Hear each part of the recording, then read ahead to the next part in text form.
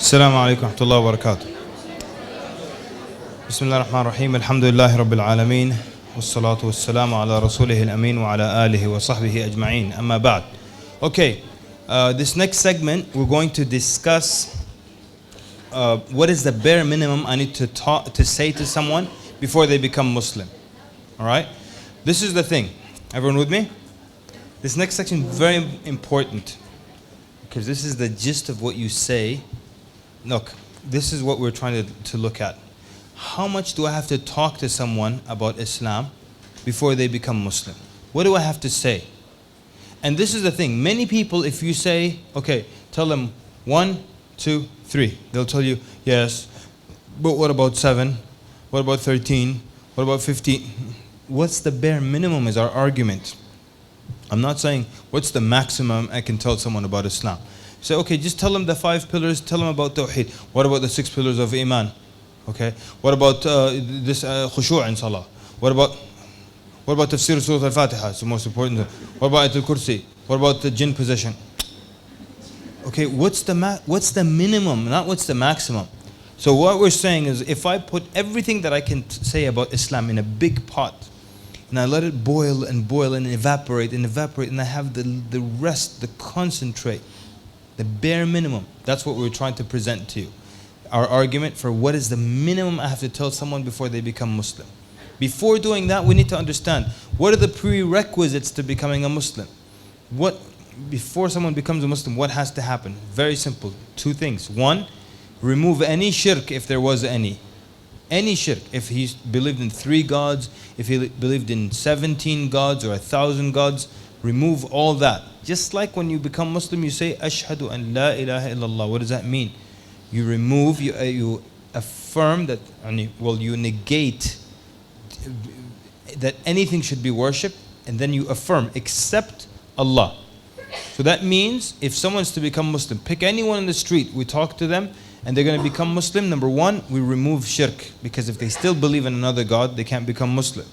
2, we establish that only Allah alone is to be worshipped. Good? The second part, Muhammad Rasulullah. That's our argument. Now, but we need maybe a little bit more information. So, but it's removal of shirk, establishing that Allah is the only one worthy of worship, and Muhammad ﷺ is his messenger. That's the minimum.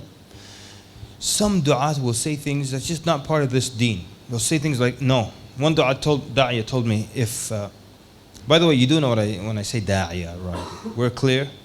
Yeah? Any terminology that I need to explain? Even when I say ya'ni, you understand that. Tab'an, which means of course. I say tayyib, which means okay. Yeah? Alright. So, one da'iyah told me that if someone has a girlfriend, I don't give him the shahada. It's removal of shirk, not removal of girlfriends.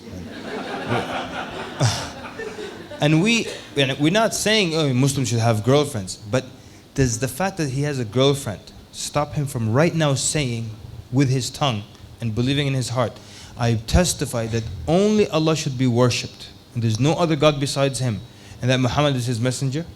The fact that he has a girlfriend at home, does that stop him from saying that? The fact that he has a dog, is that a problem? Brother, you have a dog. You have dog, you must kill him. You understand? Where is this part of the deen? Or your tattoo, you remove your tattoo, you say the shahada, okay? Where did this come from?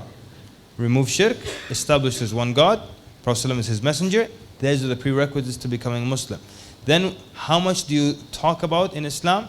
I'm going to illustrate this through 2 stories, okay? 2 true stories that happened. We're going to start telling the first story, pause in the middle of it, do another story and an exercise, and come back to the second story.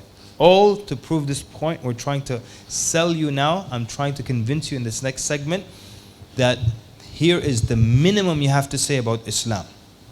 Because Islam is when they start to submit to Allah.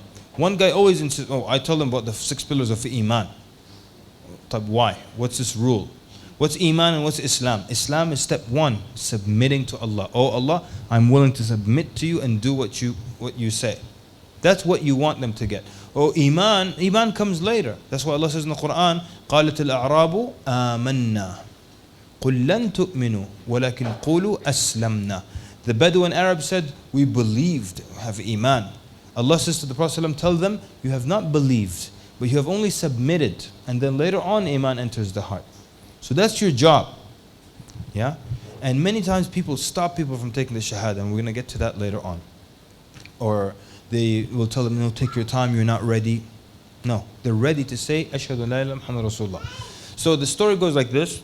I went somewhere with my wife, and the place, there was a police officer at the gate, and I wasn't sure if I would be allowed to go in. So I made a deal with her. If he lets me in, I'm going to wave to you. You wait in the car, I'll be out in a few minutes. So I go, and the police officer says, yes, you can go. So I waved to her. So he saw her from a far distance, getting back into the car, wearing the jilbab and everything. So as I'm walking in, the guy says, why is it that Muslims always have the best women? So I don't know what he means, right? Do you know what that means? I mean, you can see some praise in it, but I don't know exactly what he's saying. So you ask for clarification. Because really what he's saying is, and all I heard was, can you give me da'wah, please? Because that's what it is, isn't it? It's an opportunity for da'wah. And tomorrow we're going to look at some exercises where, how can I find da'wah opportunity in everything? Alhamdulillah. Everything has da'wah opportunity in it if you're looking for it. Everything. Yeah? So someone's talking about water, I can go from water to da'wah. Someone's talking about rabbits, from rabbits, I can go to da'wah. The weather, from weather, I can go to da'wah. True or false? Can you do that? We're going to test you tomorrow on that. See your ability to take any subject to speak about da'wah all of a sudden. So now, this is already an invitation saying, give me da'wah. It's like, why do Muslims have the best women? So I said, what do you mean by that, sir? He said, well, Muslim women are well covered, they're modest, they're shy, they're well behaved. And our women, he starts describing in bad things. So now, here's another thing. Now you see that he has a quality that's not very far from the Islamic qualities, right? So you can make him feel that he's not very far from Islam. Maybe he doesn't know much about Islam. Maybe I'm not so far from these people who are called Muslims. So I said to him, are you a Muslim, sir? And I know he wasn't. He said, no. I said, because you have very Islamic qualities. And his chest came out and he felt proud of himself. Oh, I have very Islamic qualities. Muslims have good morals. I have good morals. Maybe I'm not so different from Muslims. So then I said, do you know much about Islam, sir? Do you know anything about Islam? Now, I think I need a blank... I don't need the PowerPoint anymore, actually. Can we take it off? Thank you very much. Jazakallah khair. I actually don't need the PowerPoint here. I would have needed to draw. Can I draw right on the wall? Okay. So, this is what happens now. I asked him, do you know much about Islam? And in my mind, I'm ready to open whichever file is necessary. If yes, I have read about Islam, then why aren't you Muslim? That means there must be a problem. If anyone says, I know about Islam or read about Islam, but they're not Muslim, there's a problem. Or if he says no, then what do you have to do? Give him a quick, exactly, tell him about Islam, give him a quick explanation to Islam. If he says, I don't know about Islam, and that's why, if he says, yes, I've read about it or I looked at it in the past, then why didn't you become Muslim? That's what you need to find out. And it could be any kind of explanation, and it could be more than one. Oh, my mother didn't want me to change my religion, or my fiance didn't want me to change my religion, or that, and then also I don't like that Islam allows divorce. One time this person came this close to Islam. Okay, let's take the shahada. He said no. Why? Oh, it was a woman. She said no. Why not? Oh, I just don't like that divorce is allowed in Islam. You know, because Catholics, you don't have divorce and everything. So, okay, look. So basically we explained how divorce can be a mercy and why should a woman be forced to stay with a man she doesn't want to, or the other. Khalas, so it's a way out, but it's not the first recommended step.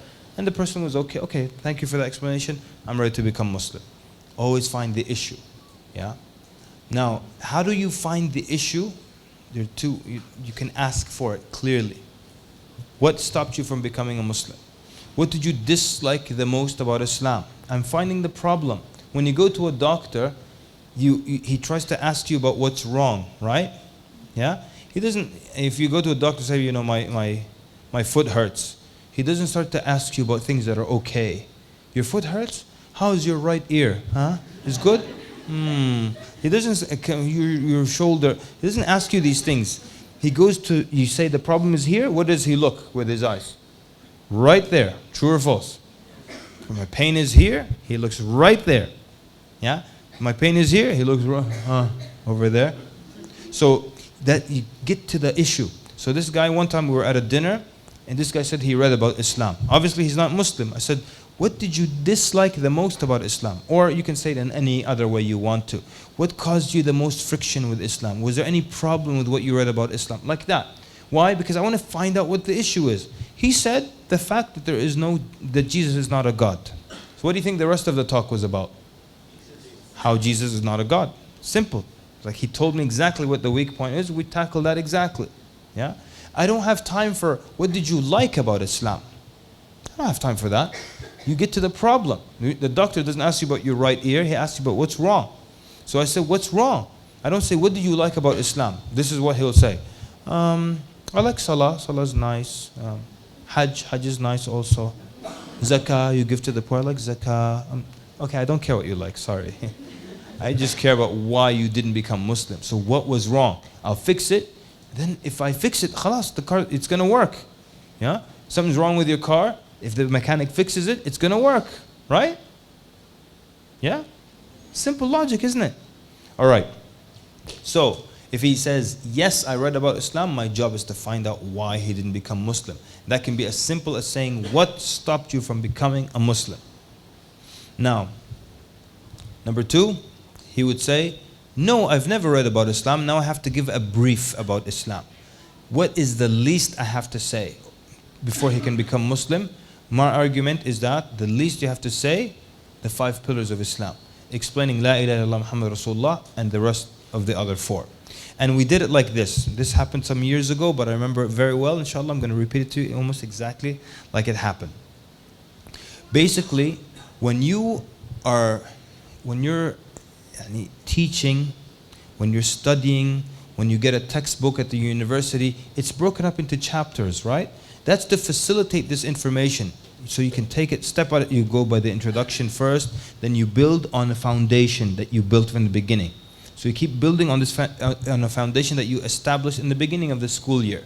And sometimes, you know, when you get your textbook, or something, especially the math textbook, in school I used to do this. When they give us a math textbook, we open the end of it and look, wow, listen, all these X's and Y's, and how are we ever going to understand that stuff? It looks so difficult. But when you actually get to it in the school year, at the end of the school year, it's not so difficult. Why? Because you built upon, you built a foundation, and then you kept building upon it. And when you got to that level, it made sense. This is why things are broken up into chapters. That's why there are introductions. That's why, as a da'iyah also, when you speak, you don't throw random bits and pieces of information at someone. You organize the information. Yeah? So I need a foundation to build upon. That foundation is belief in the Creator. So my first question is, do you believe in a Creator?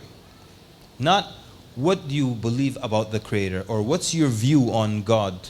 One of the du'at would walk up to people and say, what's your view on God? You know something? This is what they'll tell. Well, it was first in 1967 when I realized, wait a minute, I don't think, it was 1969 I think when because I was coming out of jail. I don't have time for this. So, I don't have time for what's your view on God. I step up to you, do you believe there's a God, yes or no? Yeah? You don't say yes or no, of course, yeah. Another important disclaimer is that as I tell you these da'wah stories, I'm excited in telling you the story. But I wasn't speaking to the person like that, okay? You have to understand that part. So, do you believe in a Creator, sir? It's a close-ended question. A close-ended question is a question where the answer is a yes or a no. An open-ended question is, how do you feel about this? I don't have time for that. Yeah?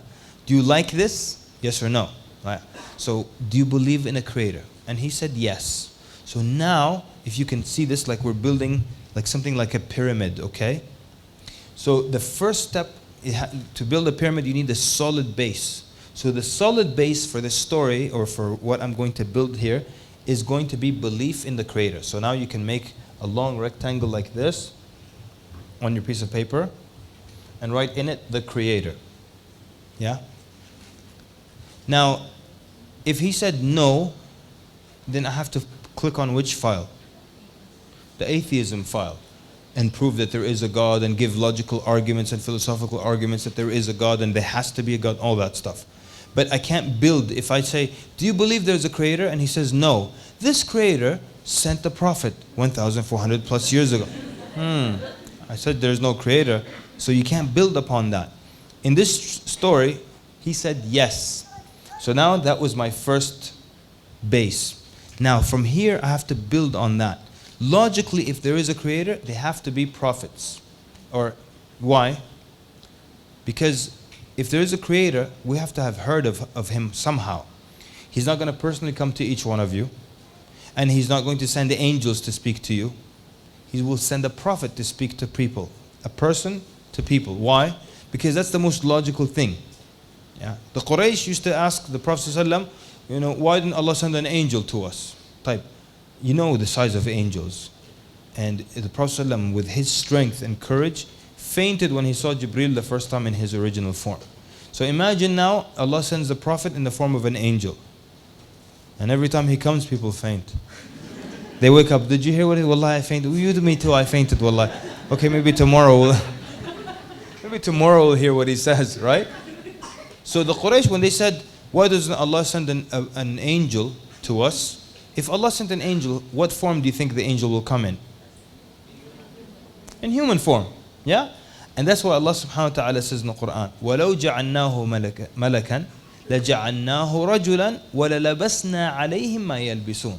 Beautiful ayah. It says, if we sent them an angel, we would send him in human form, and then we would just be confusing them in an issue that's already confusing. So if Allah sent an angel, He would send an angel in the form of a man, so why not just send a man?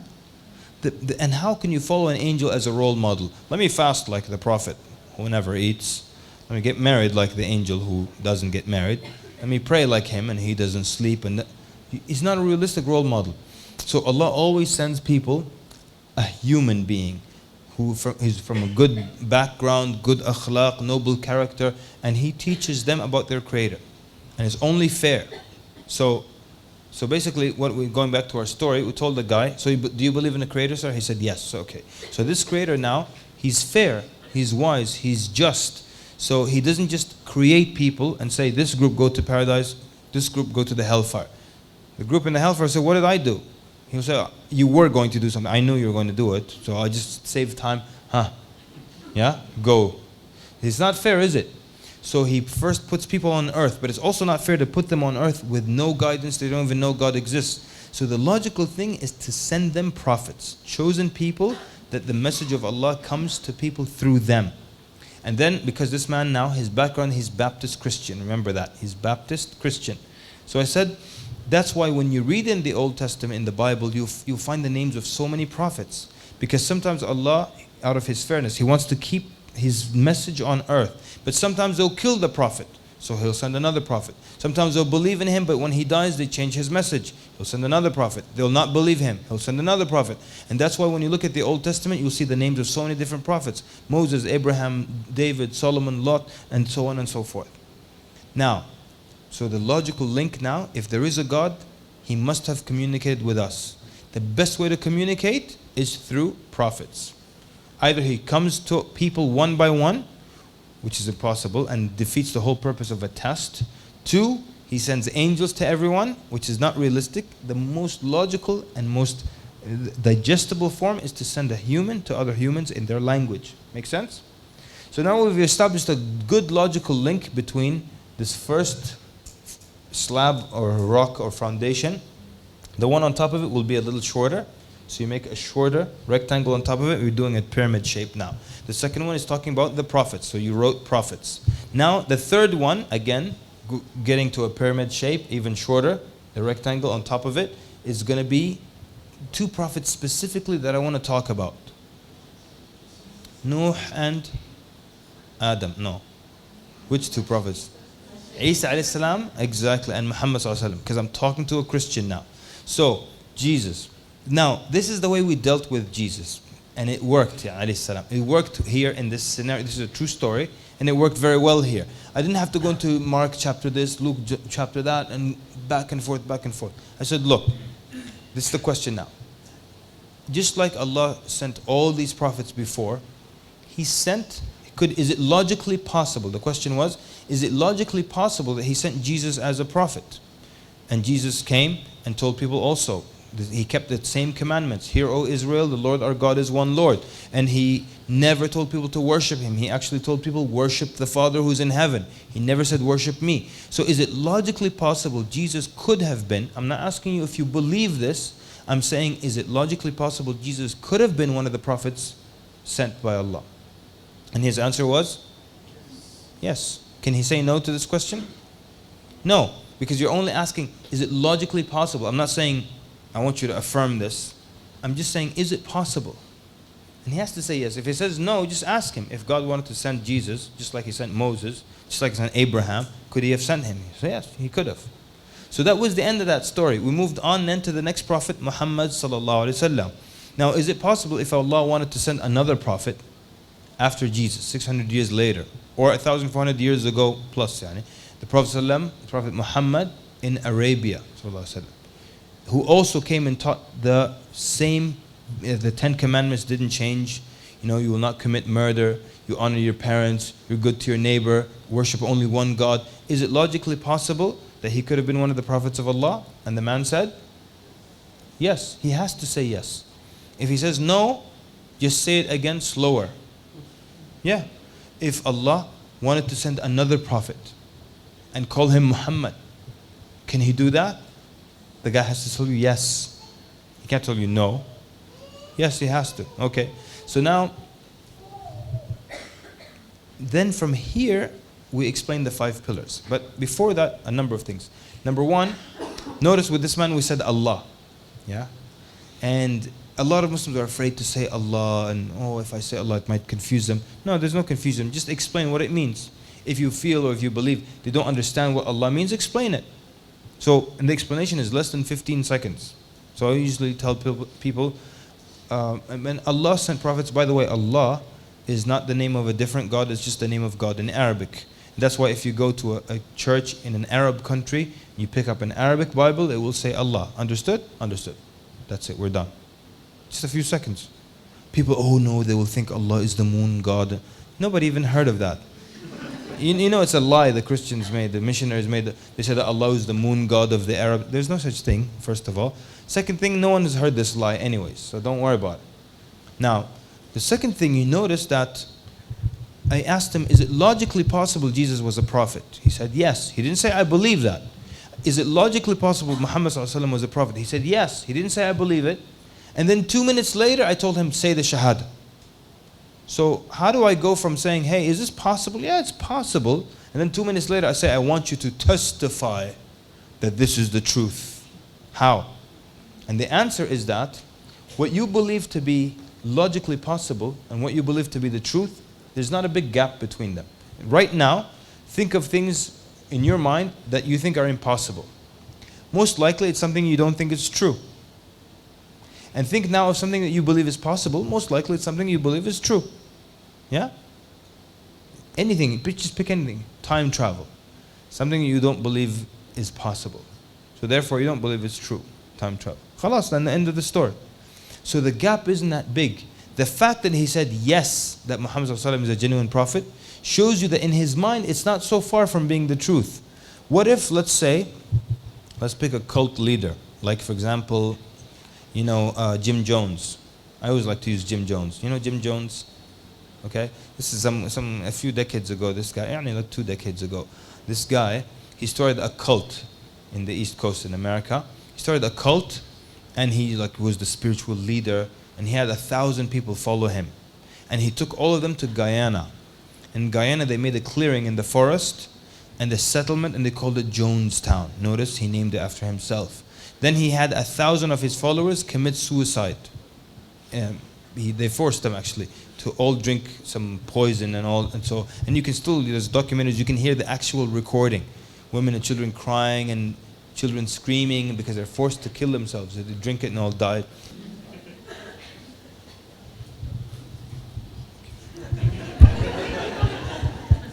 You're not the only people with good manners here. Okay, wonderful. Maybe I'll bring it forward a bit.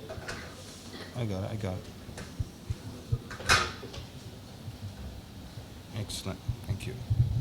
So our pyramid kind of looks like this, yeah?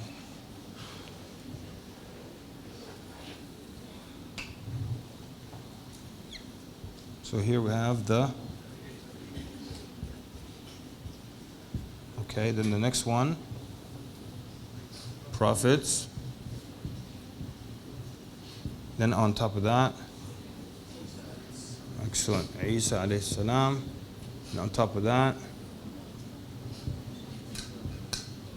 Muhammad.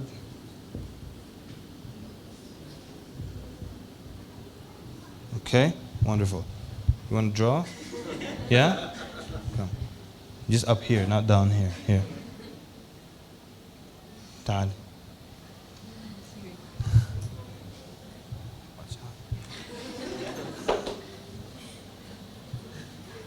Excellent. Keep going, okay? I'll keep teaching. What is that? What is it? What's that? What language you speak? Urdu? No Urdu? Come on now. Okay, anyways, so what was I saying? Yeah, so what was I saying? I was talking about Jim Jones, right? So Jim Jones, after he committed suicide as well. Now, how many points does this guy have that show he's not a prophet? 1, he named the place after himself. 2, he never taught Tawheed. Every prophet mentioned Tawheed. He never mentioned anything like that. 3, after he died, they discovered that he took money from his followers and put it in his personal account. He had $15 million. He named the city after himself. He committed suicide. None of the prophets ever did that. If I ask someone, do you believe Jim Jones was one of the prophets of Allah? What do you think he'll say? No. Is it logically possible Jim Jones could have been a prophet of Allah? No, because he doesn't fit the mold of a prophet. Is it logically possible that Allah could have sent Muhammad? He'll say yes. Why? Because in his mind, it's not so far from the truth. You understand? That's why if 10 minutes later I tell him, take the Shahada, it makes sense. He knows this was a man that had millions of followers and so on and so forth, and good morals, and kept the teachings the same. So he understands that. Yeah. By the way, just historically, in the beginning, Christians, when they first encountered Islam, they said that's the Antichrist. Yeah. But then Islam kept getting stronger. So the Antichrist, according to Christian teachings, gets weaker, and the numbers don't get bigger. But Muslims kept increasing and getting stronger. So they had to come up with another excuse. Who are these Muslims? They're not the Antichrist. So the excuse they came up with, they said, they force people to become Muslim. That's why they say Islam was spread by the sword. They don't mean jihad. They mean that they put your head down like this and say, become Muslim or we'll kill you. That's how Islam spread. That's the excuse they came up with to say why this Antichrist is increasing. Anyways. Good job. Excellent. Excellent. Thank you very much. Thank you. What is that? What's that? It's a bird. It's a plane. There's a house there. Yeah? MashaAllah. Good. Shabash. Shabash. Okay. So, what was I saying? So we're saying then the fact that he said yes about Muhammad ﷺ shows you that it's not such a big gap for him. Yeah? Now, what if it didn't work? This is a true story, but what if it didn't work like that? What if he said, no, I'm not convinced? Then you have to go into a tangent, talk some more until he's convinced, you come back. So sometimes I have to pause. I might have to pause here, speak a little bit for a while, and then come back to where I left off. But in this true story, it just kept going smoothly, and there wasn't any issue. Yeah. So then from here, what happens? From here, we talk about the 5 pillars.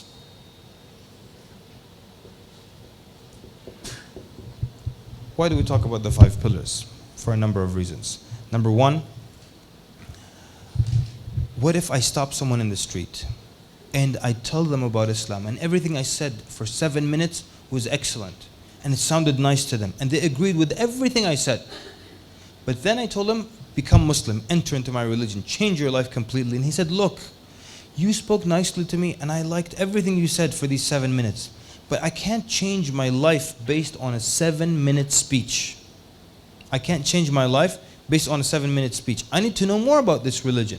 What am I getting into? Maybe you gave me the best of your religion in 7 minutes. There's some crazy stuff that you didn't tell me about, right? So how do I remove this fear? What can I do to convince someone you should become Muslim right now? And that is, talk about the 5 pillars of Islam. Really? Really. The Prophet ﷺ, when he sent Mu'adh bin Jabal, he gave him some he sent Mu'adh bin Jabal, the companion, to Al-Yaman. Everyone with me? Just ignore her, yeah? Let her enjoy herself. Just look here, yeah? Prophet ﷺ sent Mu'adh bin Jabal to Al-Yaman, and he gave him some instruction. He said, you're going to a people who are Ahl Kitab, so let the first thing that you call them be to be the Tawheed of Allah, yani yuwahidullah, the oneness of Allah. And then, obviously he's going to tell them about the Prophet ﷺ, and then tell them about Salah and Zakat. Prophet ﷺ didn't even mention all 5 pillars, yeah? But you explain the 5 pillars, and you tell them, look, I'm explaining to you the most important things in Islam now. Pillars are what hold up a foundation. This will hold up your Islam. They're the 5 most important things. And everything you will learn after this point, will be less important than these things. So if this doesn't scare you from Islam, nothing should scare you from Islam. Now, I'm going to pause this story. I'm going to fast forward to another story. I call this story Evil Santa. Yeah? You know Santa Claus, right? So this is his evil brother. I met him. Not really, but he looked like him. I went to a gas station with a friend of mine, and my friend said, there's a man inside, an old man who wants to become Muslim. Take your time, talk to him. I went inside, and there was this old man, big white man, lot of long white hair, big white beard. Then he has tattoos, he has skull-shaped rings, and basically looked like evil Santa. Yeah. So I said, I hear you're interested in Islam. Now I want you to listen carefully, because that's what the da'iyah does. The da'iyah listens carefully. Yeah. And one person said that the most he benefited from the Shahada course was the idea that you need to pay more attention to people. We can all understand human beings, and we can all understand what people are trying to say, but we don't pay attention.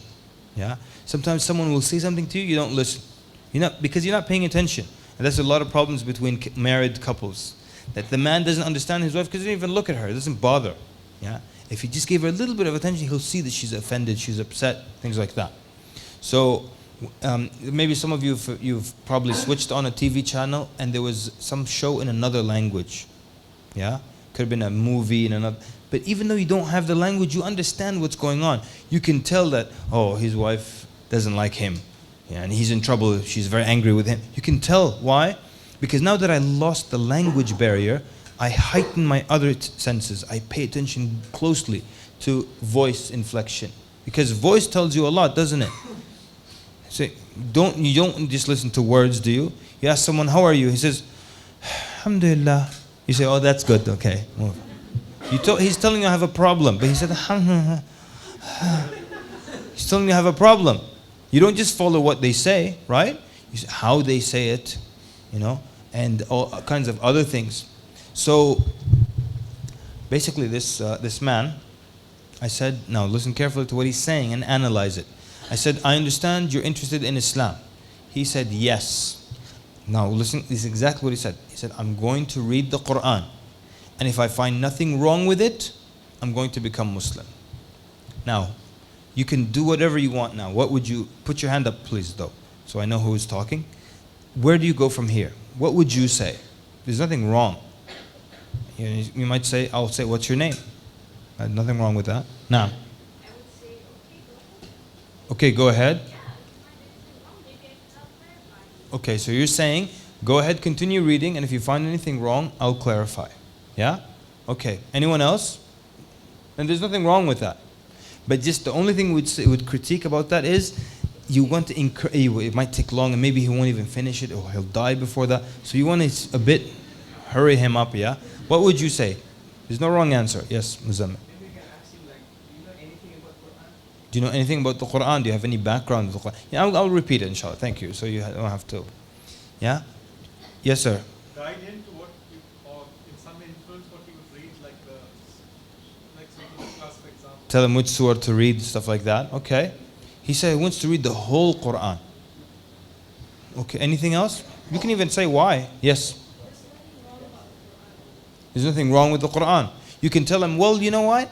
I'm going to save you a lot of time because I read it and I know there's nothing wrong with it. Nice. Yes, sir. Do you understand Arabic? He's like, no, I'm reading it in English. I'm reading the translation. Yeah? And you're right, but he was reading a translation. طبعا it's nowhere near, but what else would you say? Yes?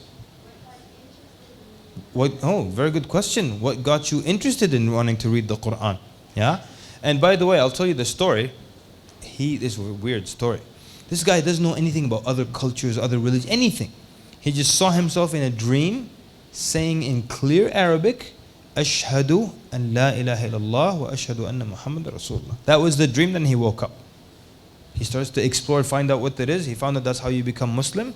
And then he said, okay, what's the religious book? The Quran. He said, I'm going to read the whole thing. So then I asked him, why are you trying to do this? He said, basically, I want to make sure that there's nothing wrong with the book, meaning no fallen angel. The Christians have this concept. We don't have it. Angels don't disobey Allah. But Christians have something called fallen angels. So an angel who went bad. They thought Iblis was an angel who went bad. So he said, I want to make sure that no bad angel came and whispered to the Prophet and he put it in the Quran. So that's why I have to read the whole thing to make sure it's good. So now my next question was, how much have you read so far? He said 1/3. I said, did you find anything wrong with this, all that you've read so far? He said, nothing. Nothing wrong with the 1/3 that I've read. What's your next selling point? Nothing wrong with what I've read. Build on what he believes in so far. Build on what he believes so far? In terms of what he sees as logical and Okay. what agrees with his beliefs. Okay, not bad. What did you like the most? Okay. Anything else? See, you guys are very nice people, you know? You have to be, you know what they say, a pushy salesperson? You know, you just go to look at a car, and he's like, yeah, let me put you in it very quick. Let me put you in the car, and he drives it, puts the AC on for you, puts the radio on, and turn here, hit the brakes, let me show you something. It's just, khalas, man, I just wanted to see the car. You know? Like one of my friends, he went to a store. He said, I went to a store to buy a pair of socks. He said, I came out with a pair of socks, shoes, a full suit, and a shirt. This was in Egypt. He says, every time I put something on, asal ya beh. You're beautiful. You look so nice. He just, he put on all this. So sell it. Come on, sell it. He said, listen to me one more time. I'm going to read the Quran. I'm going to read the whole thing. If there's nothing wrong with it, I'll become Muslim. How much have you read so far, sir? 1/3. Now what do you do? Yes, sir. Okay, because he said, I want to read the whole Quran. I've only read 1/3. What have you gained from the 1/3? You're still not pushing enough. Yes, sir. What are you looking for in the remaining? I told you already. A mistake. A fallen angel. Sign of something wrong. I want to make sure there's nothing wrong. You're all that nice? Yes. Do you want to continue reading it? He said, yeah, that's what I'm doing. Huh? You're 1/3 a Muslim. You're getting close. Yes, sir. Rami. What if you die before you finish? Urgency. Very good. Yes. What stops you from continuing? From becoming Muslim? He'll tell you the other 2/3. I have to read them to make sure they're okay. 1/3 is okay. I need to make sure the other 2/3 are okay. Yes. Do you believe in this 1/3 that this is the word of God? He said, so far, yes. Huh? The Quran is a guide Uh-huh. for someone who believes Okay. how they should live their life. The decision that you need to make now is whether you want to get to the destination. And Uh-huh. you read the map to determine whether you want to get to the destination. Nice. Sister says some stuff. I can't even repeat it. It's the guide and destination and fasten your seatbelts and Good, good. MashaAllah. Yes, sir. You're already a Muslim because you read the Al-Fatiha, right? Uh-huh. That's it? You read the Fatiha, you're Muslim? We can have a big concert in a big stadium. Fill it with non-Muslims. Everyone say after me, Alhamdulillah. You all Muslim now. You leave Islam, we will kill you. Yes, sir. They say that you are absolute lost because when you read 1/3 Uh-huh. So if you accept no, inshallah, you get the whole item. So you're absolutely lost? Yani, how many Americans read 1/3 of the Quran and said this 1/3 is from Allah, and you tell them you're absolutely lost? Okay. All right. So this is the thing. Yeah. Now, by the way, I'm not trying to say what you said was wrong, because it wasn't. Now, when I tell you what I said, it doesn't mean this is what you should have said. I'm only telling you a true story. So I have to tell you what happened in the story. You understand? You have to understand that the conversation can take many different paths and directions. I'm not saying this was the best direction. This is just the direction it went in, because it's a true story. So look, this is America. Push. Sales is all about consumerism and capitalism, yeah? You guys here are very nice. Thank you, sir. Thank you. A little hard, man. So look, look, you read 1/3 of the Quran and you believe this 1/3 was okay, meaning it's from God. Yes? He said yes. Then what are the chances that the other 2/3 won't be from God? Yeah? So if 1/3 was perfect, what do you think happened in the other 2/3? Then Iblis also wrote one chapter. So if 1/3 of the book is from God, then the other 2/3 will be from God.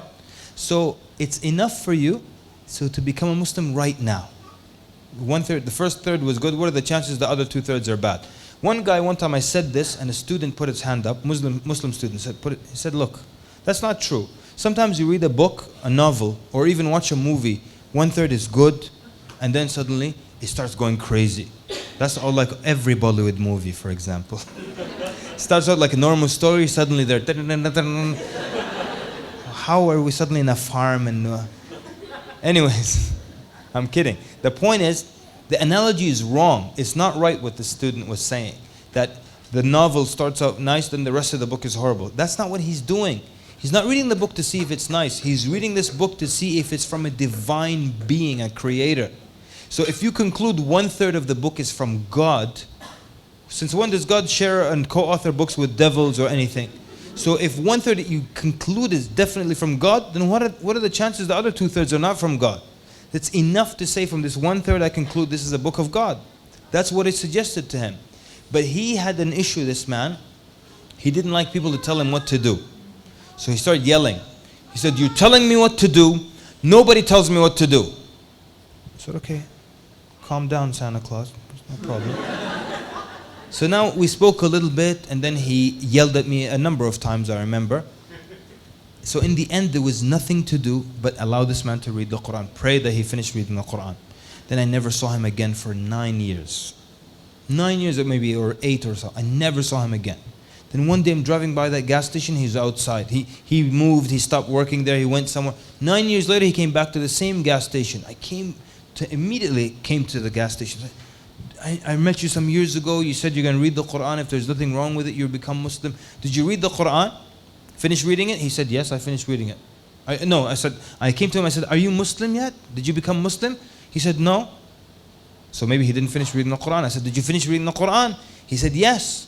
So maybe, what? He found something wrong, right? So I said, did you find anything wrong with it? He said, no. I said, then why aren't you Muslim? He said, right now I'm reading Bukhari.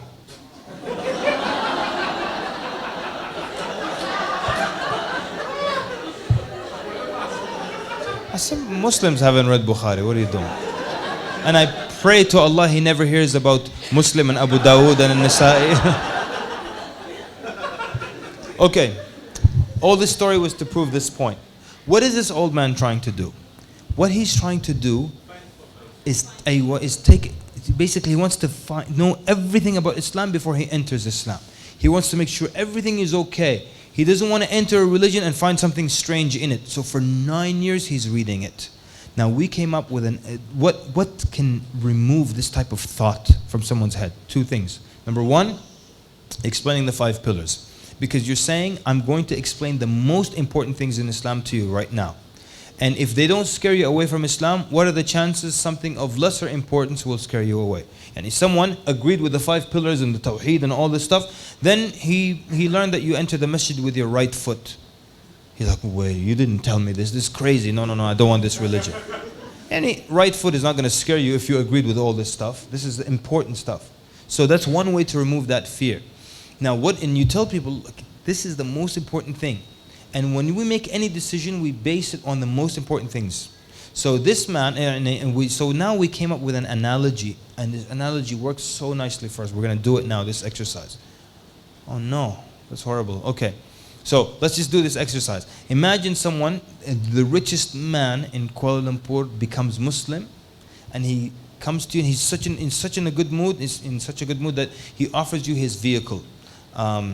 What's an expensive car here? Right? Every car is expensive here, 300% tax. But what's Mercedes? Is that okay with you guys? Yeah. So whatever, an S series Mercedes. How much is that here? $300,000 or something, or $200,000? $500,000? La ilaha illallah. Okay, $500,000. Unbelievable. So he offers you this 2014 or 2013 S-Class Mercedes, $500,000 worth. He says, this is my car, it's outside. Examine it. And if there's nothing wrong with it, you can keep it. If you like it, you can keep it. Now put your hand up and tell me, what would you check in that car? Remember, this is a millionaire and he just took his shahada. Okay, stick with this story. So what would you check? Put your hand up. Yes? Engine. Fantastic, smart girl. Check the engine. Because it's a $500,000 car and it's 2013. If it has no engine, it's going to cost you a lot of money to put a new engine in it, right? Okay, what else would you check? So we have the engine. Put your hands up. What are you checking? Someone else? Brothers, you know cars. What will you check? Yes, sir. Sorry? Steering wheel? What are you checking in the steering wheel? What? Huh? If it's there or not? Since when do someone come with a car that has no steering wheel? He drove it to the masjid just like this. So the steering wheel is bound to be there. What are you going to check? Sorry. Someone else. Come on. What will you check? Yes? The body kit, the body of the car. The body of the car. Shiny, it's new, Smart. nice. Because what if it's a 2013 Mercedes, but a train cut it in half? Yeah? Or it's completely burnt. So you're going to check the body because that's the car. So the body, the engine, anything else? Yes? The what? The brakes. So if it's $500,000 car with no brakes, you won't take it? I will Flintstone it. You know Flintstone? With my foot. What else would you check? So the brakes, how much do brake pads cost? What, $100 each or something? It's a $500,000 car. Huh, what would you check? Something else. Yes, sir. The fuel what? What about it? If there's gas in it. You won't like pay 30 ringgits to put a little bit of gas and drive it home, huh? Yes, ma'am. You're correct. But realistically, when you test drive the car, you're checking the individual components. When you test drive, you check the engine, right? And you're checking certain things. I want the names of the things, but you are correct. Yes, ma'am. The performance? Yeah? So if it performed bad, you wouldn't take it, huh? You know something? Even if the car's cut in half, I'll take it still. Because I'll just put the good half out of my garage like this. And every day I'm leaning on it to my neighbors. Salam alaikum. Just polishing my car. Okay, so realistically, the only other, and we don't have much time left, but the only other tires, $500,000 car if it has no bad tires. I'll put Toyota tires on it, something. Yes, sir? The car keys. The car keys? The actual car. They just gave you the keys, not the actual. Yeah, someone has to be suspicious, yeah? Maybe this billionaire, he's this crazy guy. He likes to come to people with Mercedes keys. Hey, that's my car. You get inside, this other millionaire comes, excuse me, what are you doing? Gets the police, yeah? People always, this alhamdulillah never happened here. But every time we do the exercise, I will check the trunk. Why? Maybe there's dead body inside. Every time. It didn't, huh? You were gonna say it. Movies now, huh? Millionaire takes shahada, but he has a dead body in the car, and he'll give you the car. Tfaddal. Wonderful. Okay, realistically, the only other expensive component is you said it. You said it, transmission. Yeah? Uh-oh. Uh-oh, it went bad, I think. What's the thing, yeah? So now the transmission is very expensive. That's what you check. No one would refuse that car because of the radio. Oh, it's missing the radio, so I don't want your $500,000 car. Put a new radio. You know what? I'll sing. $500,000 car, I'm sure my voice will be beautiful. I'll sing it. Don't worry about it. You know? So no one will refuse the car because of a silly thing. Oh, it's missing the button for the... Or no one would come and tell you, know what? I have to keep this car for a year and drive it for about 50,000 kilometers before I can give you a decision. You check the most important things, and if they agree with you, you accept. You see the analogy? The first time we used it, let me just finish the story and then we stop, because I know, yani, time is over, but I need to finish on a good point, yeah? So we had a dinner, and we gave a speech like to non-Muslims, and then after a non-Muslim came and he said, you know, he was interested in Islam. We checked quickly with him. La ilaha illallah Muhammad Rasulullah. He said, yeah, it makes sense, everything. Then we told him about the 5 pillars. We're telling you the most important things in Islam. Makes sense, makes sense. Okay, become a Muslim. He said, you know, I usually take my time. I don't make decisions very quickly. I like to read and think about things carefully.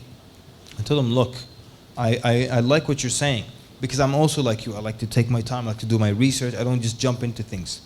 But you right now agreed with what makes you a Muslim. I said, La ilaha illallah Muhammad Rasulullah. He said, okay, that makes you Muslim.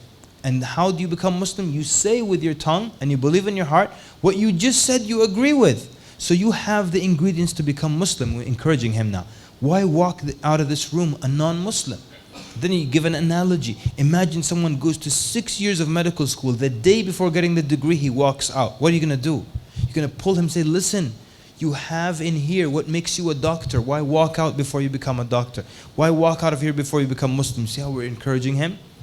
So then he said, no, I like to take my time. So then we gave him the car analogy. He said, okay, if there's a Mercedes outside, what would you check? Then you direct the non-Muslim to check the most important things.